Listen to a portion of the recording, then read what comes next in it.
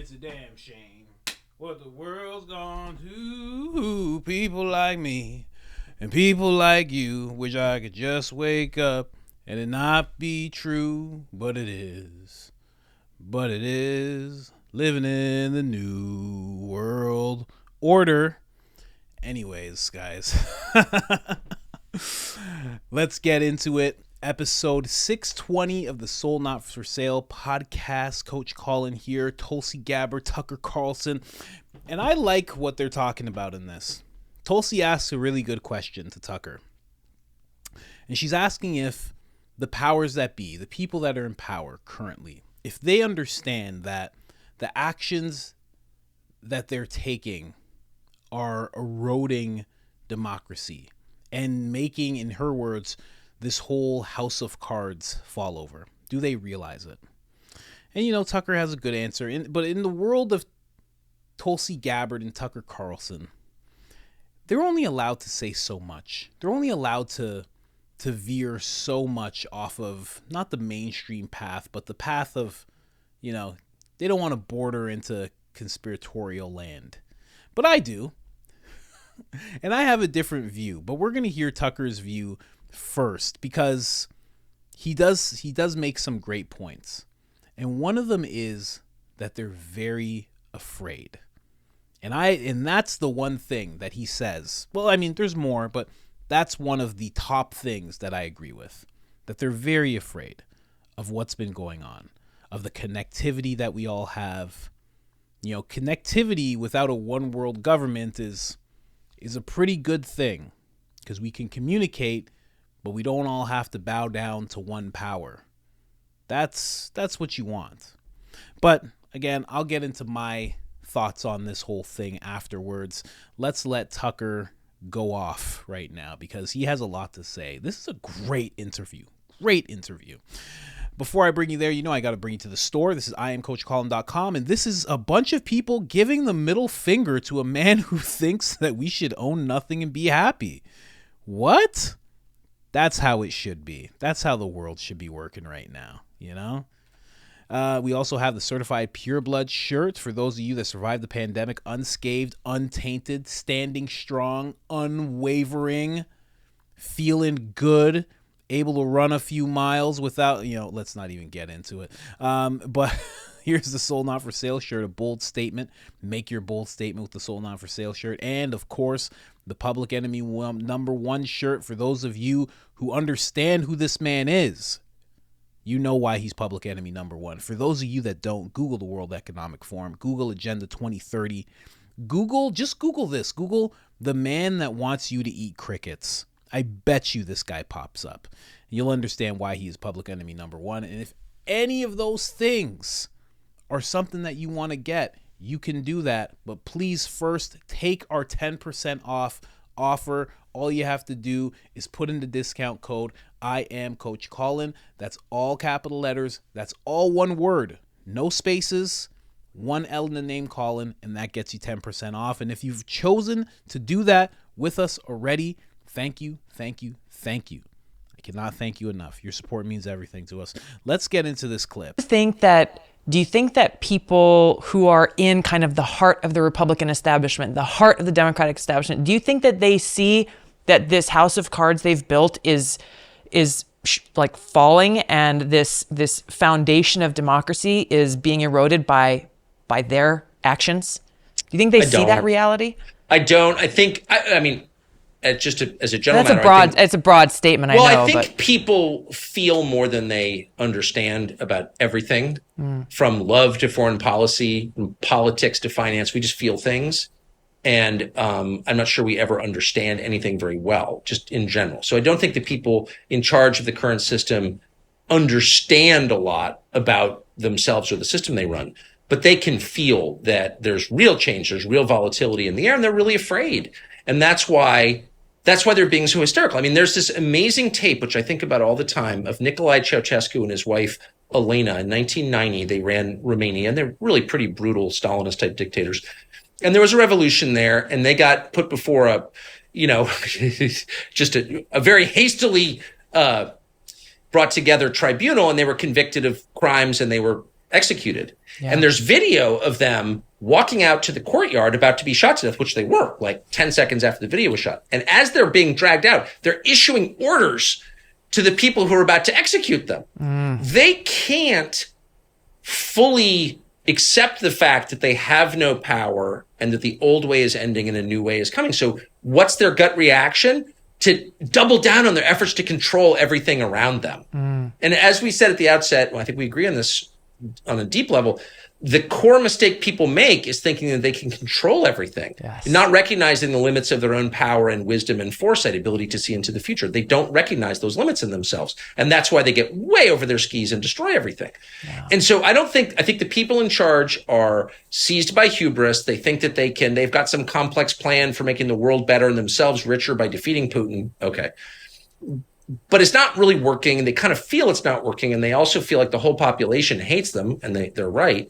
And so they're in this defensive crouch. And that's why they're so hysterical about everything. Right. That's why they got so up in your face. Yeah. Like in a healthy system, even 20 years ago, you had a broad variety of Democrats and Republicans. And there were always Democrats who were like, I'm an anti-war Democrat. Actually, there were a lot of them, as you know, you grew up with them.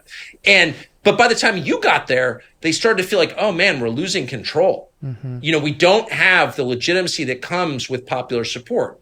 No one's really in favor of bombing Syria, okay?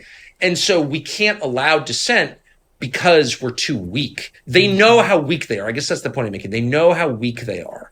And they're getting hysterical about it. And I get it. That's an understandable response. It's a human response, but it's the least wise thing you can do.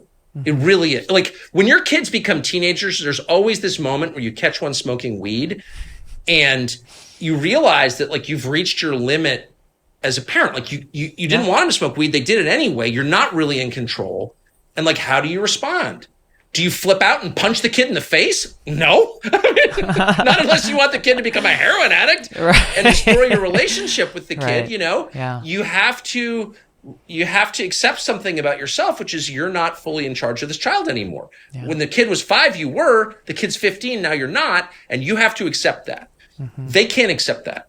That is such a great analogy, because really, like I'm thinking as you're talking about this in the responses that you and I and others have gotten. Glenn Greenwald is amongst those who are immediately shouted down, silenced, censored with big tech or through the use of big tech, called names, smeared because of this refusal to just engage in a rational, in a rational way, and how it really does, it reveals their weakness and their insecurity. Well, it also just shows that they have a product people don't want to buy. Yeah. If I've got a great product, I don't need to put a gun in your face and force you to purchase it. Like you'll do it voluntarily. Yeah. But if I don't, right? Yeah. Then I have to force you to buy it. Yeah.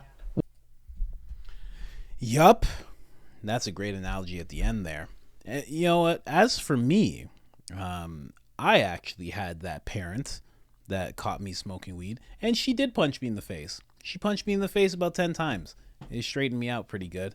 I still smoked weed, but I knew to do it far from our house.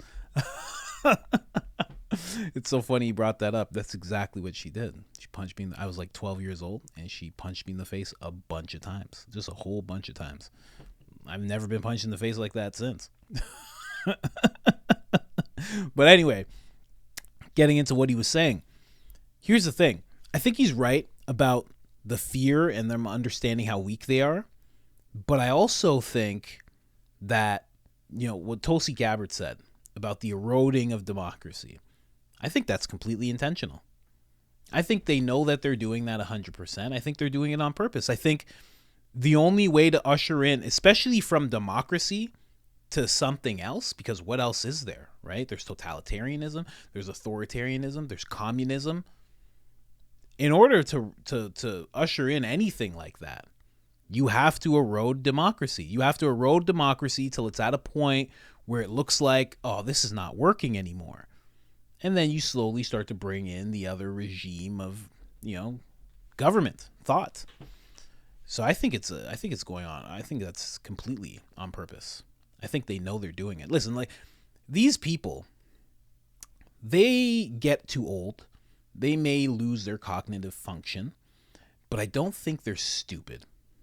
You know, maybe if you sat and talked to just one of them, they might be a little dumb. But I think altogether, with the way the thing works, the machine, the deep state, all that stuff, I don't think it's stupid.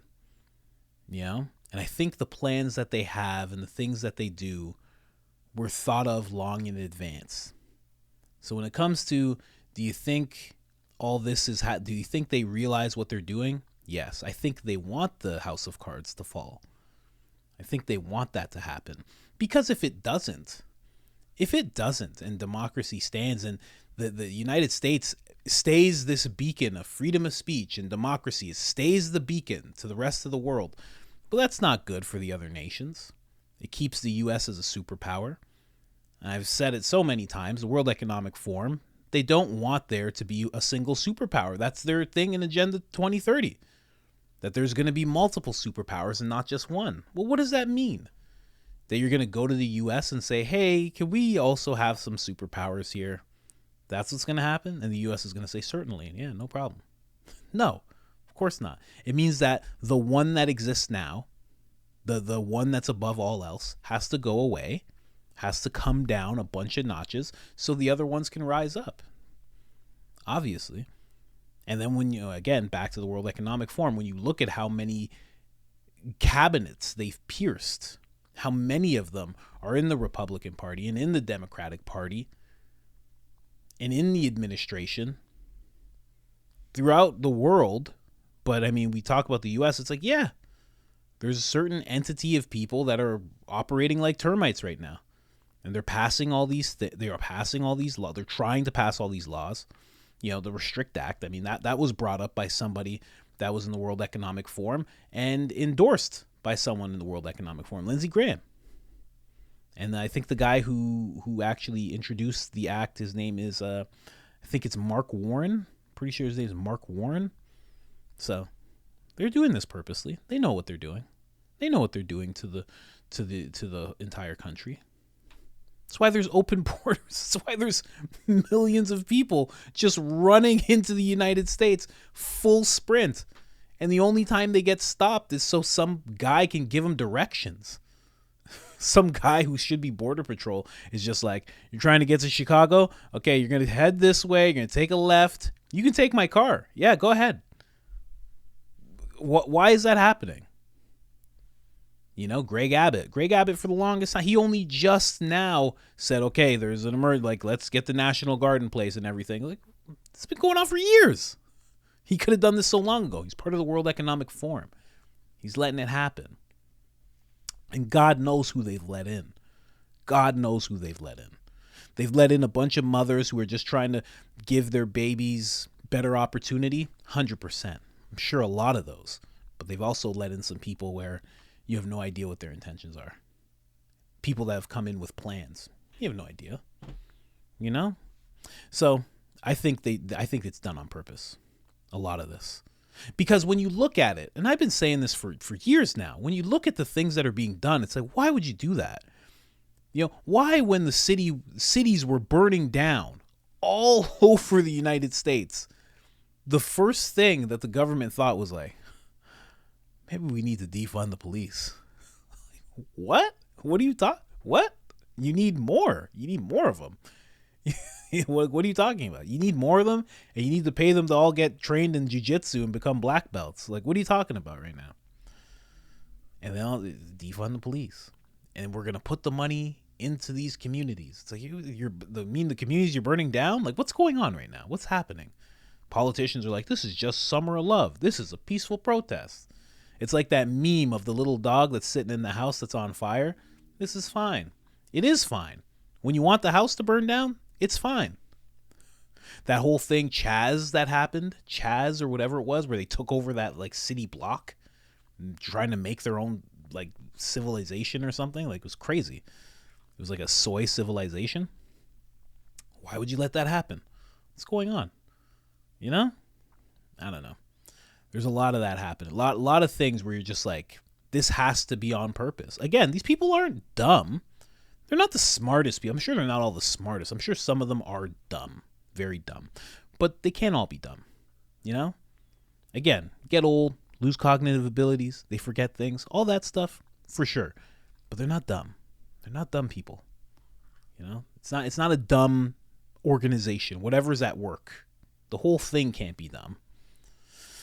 But you need a couple of dumb people in order to just take orders and do things. And I think that's what we're seeing. I think we're seeing a lot of that. So I think they are afraid, and that's why they're moving at such light speed with all of these things right now. They're moving really fast. I mean, just for something like the Restrict Act to be proposed, you're like, what? You could face 15 years in prison if you have a VPN? What? And they're like, it's just to combat TikTok. It's like, obviously, you're obviously lying, right? You don't even mention TikTok in the bill. So they're moving at light speed in order to put the citizens in a position where they can't move a lot. You know, that's why, you know, people talk about 15-minute cities and the whole positioning of that. And, you know, people are getting blasted as conspiracy theorists if they even think to speak against it. Right? It's like this stuff is happening on purpose. I refuse to think it's just like, oh, they just don't know what they're doing. They don't get it. They have hubris. They do have hubris. But they have hubris in the fact that their plans are going to work. You know? You know, my wife always has a saying, like, no one's the villain in their story. I feel like these people are the villains in their story. And they know that. They know that they're going to erode an incredible concept.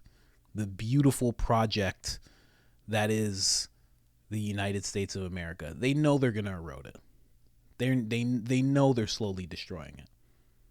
And they have no problems with it. And they want to usher in something, what else? More totalitarian, more authoritarian, more communist, whatever it might be. You see hints of it with socialism.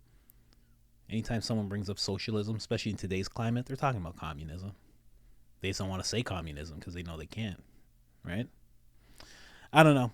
That's just my thinking.